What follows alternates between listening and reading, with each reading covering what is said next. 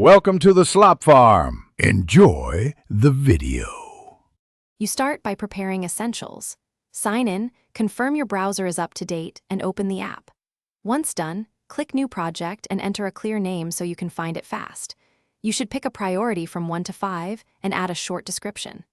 Then, invite collaborators by email and assign one starter task to someone. This ensures the project is visible and actionable.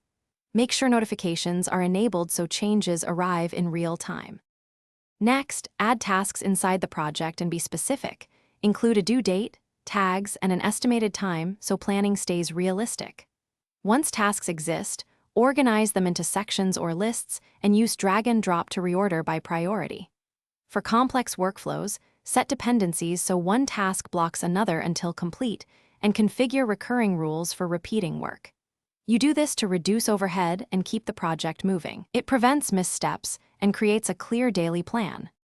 To finish, review each task, update statuses, and mark completed items so progress is visible to everyone. Make sure your project syncs across devices and confirm integrations like Calendar or Chat are connected for reminders.